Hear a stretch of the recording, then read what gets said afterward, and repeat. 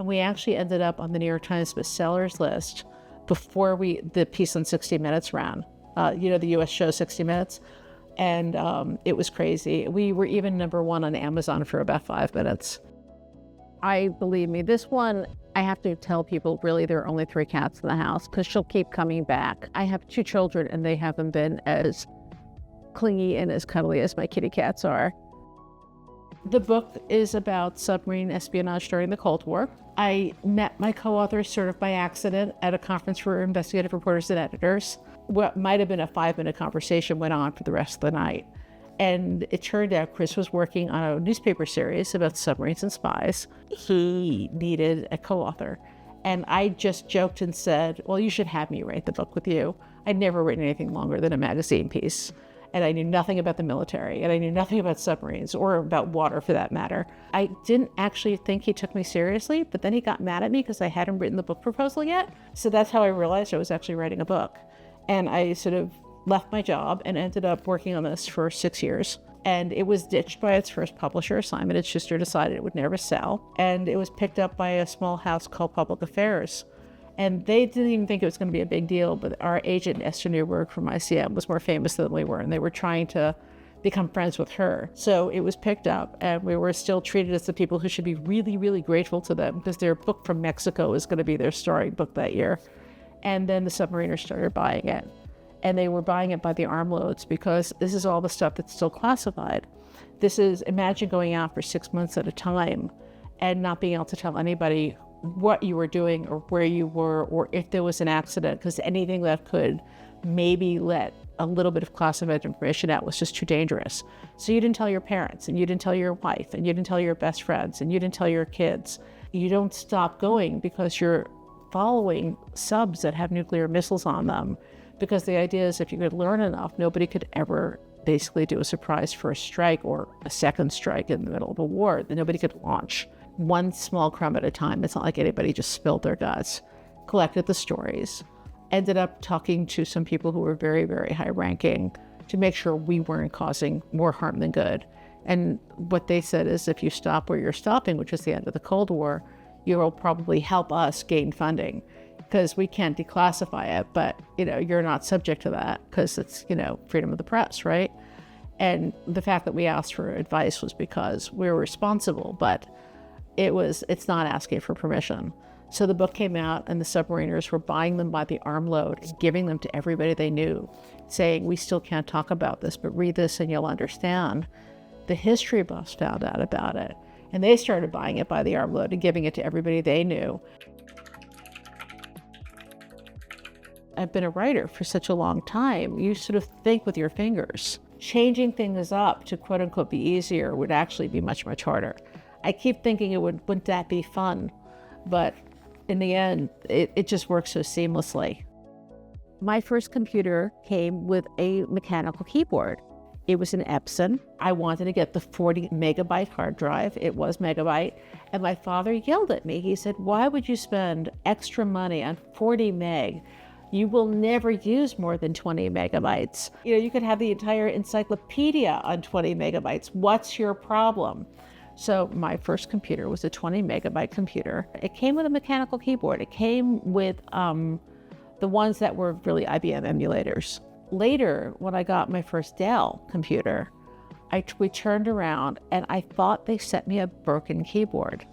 I did not understand the mushy keys, and they swapped it out 3 times before it occurred to me that the keyboards were just now different. I wrote the book on a mushy keyboard, but maybe a dozen years ago, somebody told me about Unicomp, and they had taken the IBM license, and they were making those keyboards again. And I bought 2 of those, one for the office and one for here. And everybody was yelling at me because they were clicky, but I wanted my blue clicky keys. And this is clicky. So I love mechanical keyboards. And somebody came up to me one day and said, oh, this is the one I'm dreaming of. And he showed me the Ergodex. I just kept going to the website, and I just thought I had to have it. I have tickets to Hell's Kitchen because it's about this building. There was a program called Mitchell Lama after Senators Mitchell and Lama. They would put luxury housing at middle class prices in bad neighborhoods to attract the middle class. And a lot would happen around it because these were big complexes. So you would end up with stores and schools, and the neighborhood would change. And they were going to do that here in the 70s. The recession hit, they were behind in construction, and they realized that with interest rates going up, they could not actually afford to rent this at the prices that the middle class would be willing to go to. So the two options were make it Section 8 housing, and Section 8 was for the very poor, or while they could knock it down. While they were debating that, some Broadway producers heard about the problem. Our people are priced out of New York City. Make this performing artist housing. So in the end, a deal was struck. 90% of the building are Section 8. And of those, 70% are all performing artists, but I came in under a different part of the program, which is the other 10% was middle class housing.